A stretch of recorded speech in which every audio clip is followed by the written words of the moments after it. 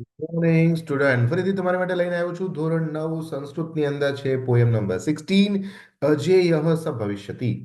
એક એવા વ્યક્તિ જેને કોઈ પણ વ્યક્તિ હરાવી ન શકે.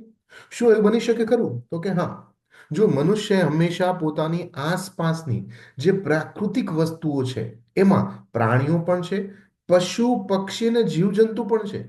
આપણે આપણા લોકો પાસે એટલે કે મમ્મી પપ્પા ને ગુરુ પાસે તો શીખીએ જ છીએ, પરંતુ આપણને આસપાસના પશુ પક્ષી પણ કંઈ શીખવાડી શકે? હા, આ બાબતને ધ્યાન આપીને સરસ મજાની પોએટ્રી આપણી સામે રજૂ કરી છે. એ છે આપણા સંસ્કૃત સાહિત્યના મહાન કવિ, લેખક એવા ચાણક્યજી.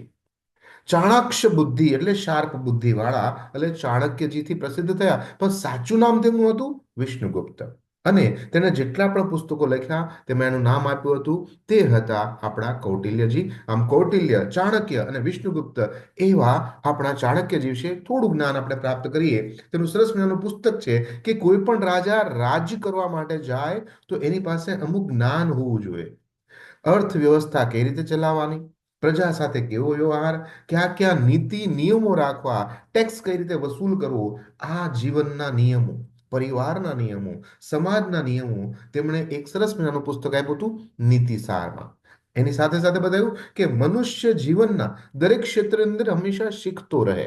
એ વસ્તુ પાસેથી શીખે, એ પશુ પાસેથી શીખે, અને એ જ વ્યક્તિ વ્યવહાર કુશળ કહેવાય છે.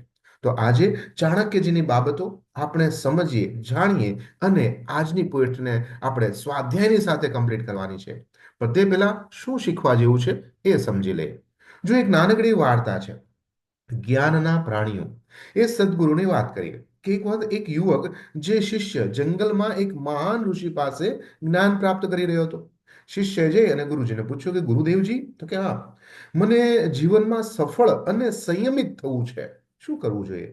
ગુરુદેવ હસ્યા અને કહ્યું, પ્રકૃતિ અને પ્રાણીઓ એ આપણા સર્વશ્રેષ્ઠ શિક્ષકો છે. જો તું પ્રાણીઓ પાસેથી ગુણો શીખે ને તો જીવનમાં તું ક્યારેય હારીશ નહીં. જેમ કે સિંહ પાસેથી તું નિર્ભય બનવાની અને સાહસ કરવાની બાબત શીખી શકે. બગલો છે તેની પાસે એકાગ્રતા, એક જ સ્થાન પર ઊભો રહી ધ્યાન કેન્દ્રિત કરી અને પોતાનું ભોજન અને પોતાના કાર્યમાં આગળ વધવાનું શીખી શકે. કૂતરા પાસે વફાદારી, જાગૃતતા, તત્પરતા, સહનશીલતા અને સ્વામી ભક્તિ અને સંતોષ શીખી શકે. જ્યારે ગધેડા પાસેથી મહેનત છે, ધીરજ છે અને સહનશીલતા. કાગડા પાસેથી સમય સૂચકતા, ચતુરાઈ, અનુકૂલન અને પોષણ કૌશલ્યનું સંયમિત રાખવું. કુકડા પાસેથી પ્રભાતના સમયે યોગ્ય સમયે ઉઠી જવું, નિષ્ઠાપૂર્વક કાર્ય કરવું, યુદ્ધનો ભાવ અને સમય પાબંદતા. આમ આ પશુ પક્ષી અને પ્રાણી પાસેથી આપણે ઘણું બધું શીખવું જોઈએ. જો આપણે અપનાવીએ ને તો આ પ્રકૃતિ પણ આપણને ઘણું શીખવાડીને જાય છે. એક ઉદાહરણ લઈએ. બિલ ગેટ્સ હંમેશા કહે છે કે ભાઈ, તમે ટીવી અને ઇન્ટરનેટમાં અસલી જિંદગી નથી.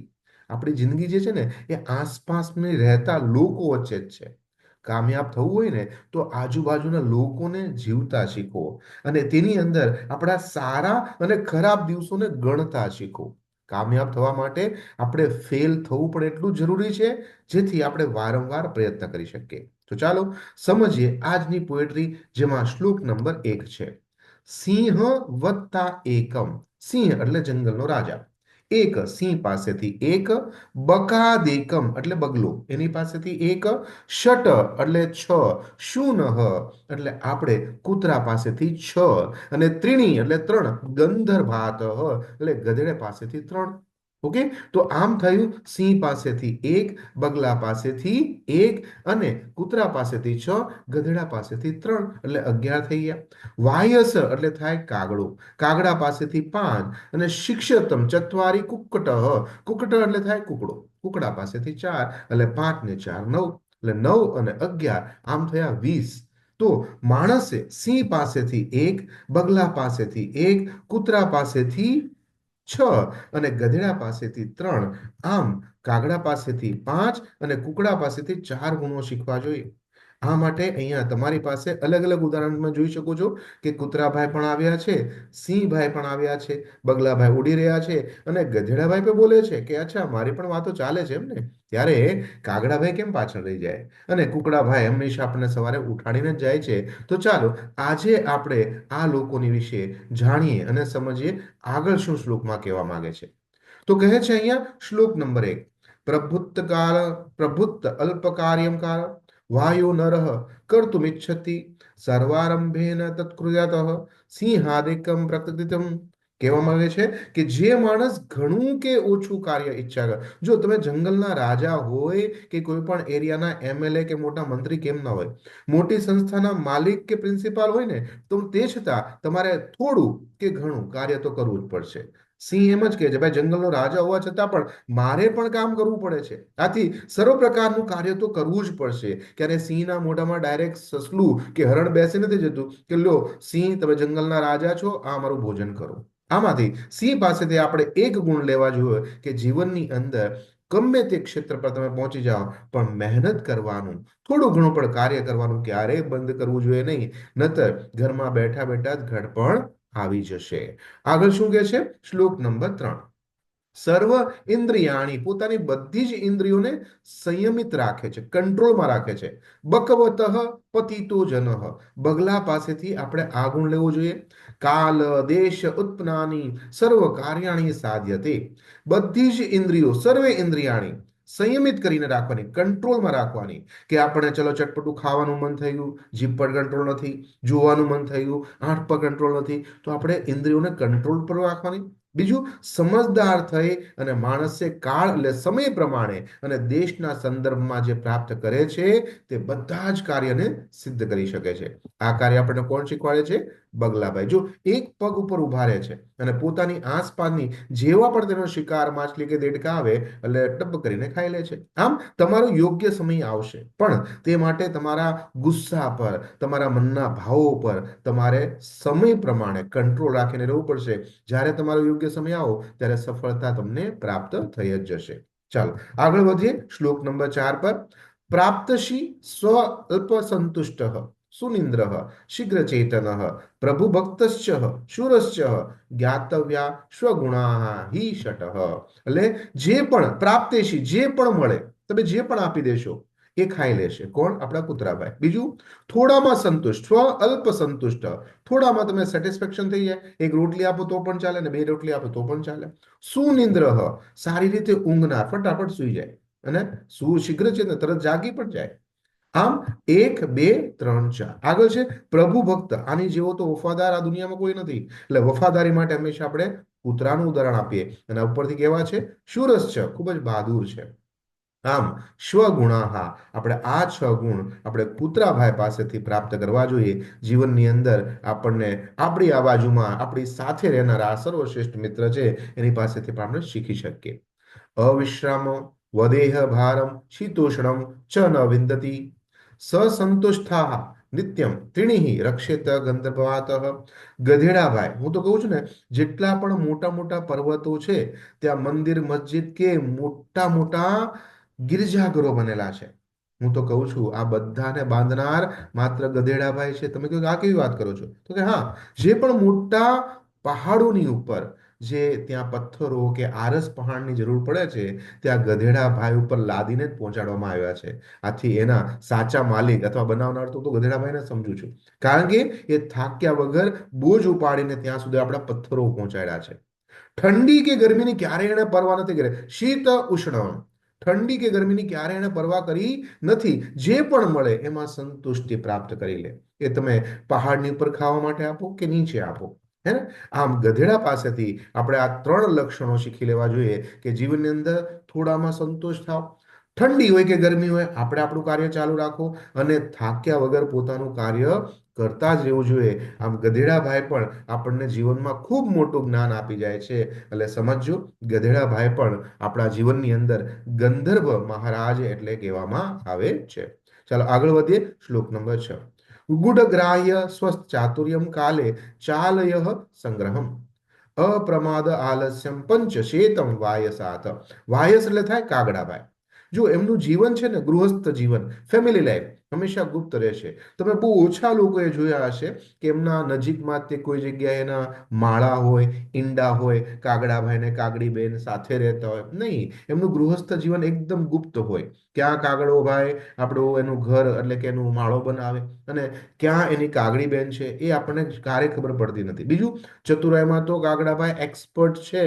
તમે આમ નીચે ઝૂકીને પથ્થર મારવા માટે લો, ત્યાં પેલા તો કાગડાભાઈ તો ઉડી ગયા હોય, ચતુરાઈમાં એક્સપર્ટ છે, યોગ્ય સમયે માળો બનાવી નાખે. ભાઈ મારો યોગ્ય સમય છે, ભણવાનું છે, પરીક્ષા આવી છે, યુનિટ એક્ઝામ છે, ફર્સ્ટ ટર્મ છે, ચાલો માળો બનાવી નાખો, એટલે કે તૈયારી કરી નાખે. એવા કાગડાભાઈ જેવા વિદ્યાર્થી પણ ચતુર હોય છે. પ્રમાદ એટલે કે આળસ તો બિલકુલ ના કરે, અને બેદરકારી તો હોય જ નહીં.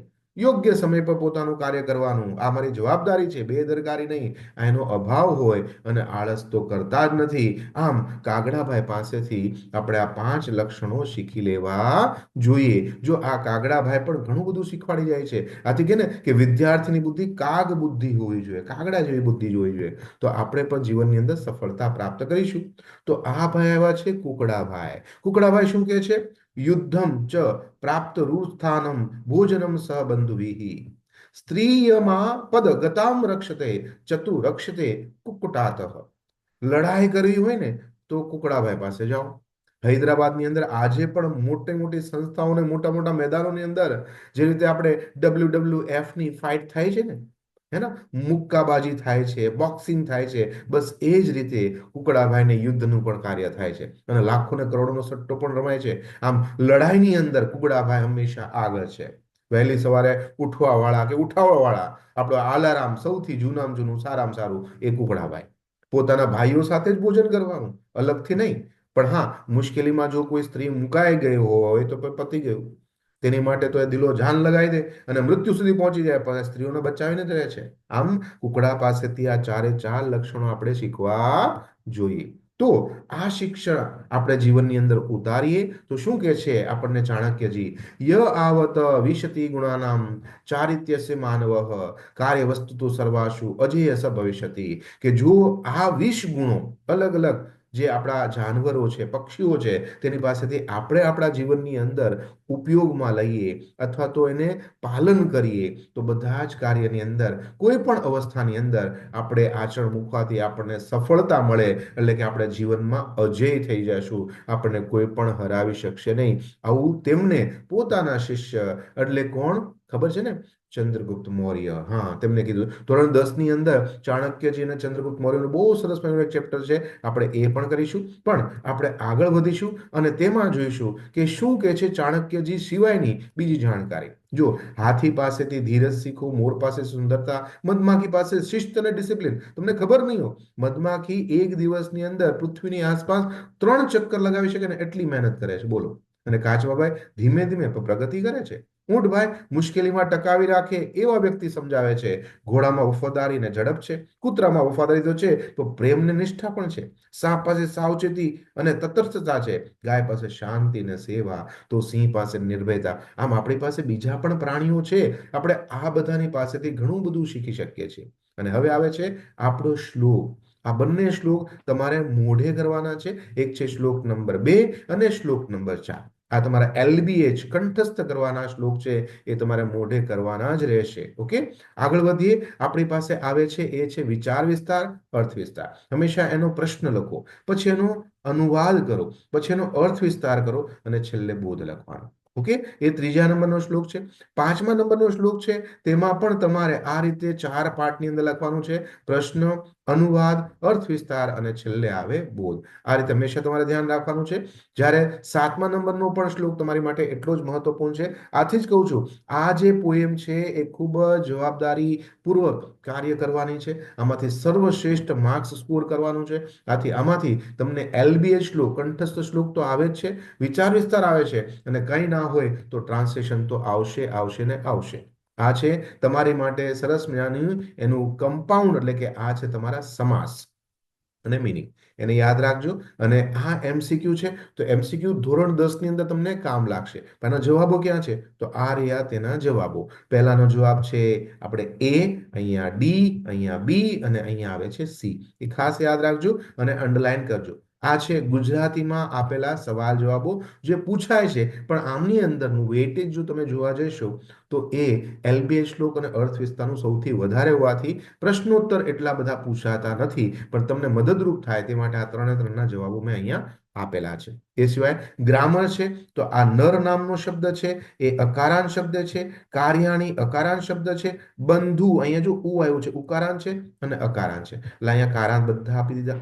પછી તો કે નર કેવો છે પુલ્લિંગ છે, કાર્ય કેવું છે નપુંસકલિંગ છે, બંધુ કેવો છે પુલ્લિંગ છે, અને ભાર કેવો છે પુલ્લિંગ છે, એટલે આ એના પુલ્લિંગ આપી દીધા. હવે અહીંયા જો નરહ ડબલ ડોટ છે પ્રથમ વિભક્તિ, કાર્યાણી પહેલા અને બીજા સંબોધનમાં આવી શકે છે, અને બંધુભી તૃતીયામાં છે, અને ભારમો આવ્યો છે એટલે દ્વિતીયામાં છે, અને એ વચન આપ્યા છે, એટલે આ પણ ગ્રામર તમારું સોલ્વ થઈ ગયું. તો બોલો આ કાવ્ય તમને કેવું લાગ્યું? જો સારું લાગ્યું હોય બે લોકો સુધી જરૂર પહોંચાડવાની કોશિશ કરજો. ત્યાં સુધી મને આજ્ઞા આપો. તમારો દોસ્ત, તમારો મિત્ર, તમારો ગુરુ Mahendra Joshi. Thank you very much.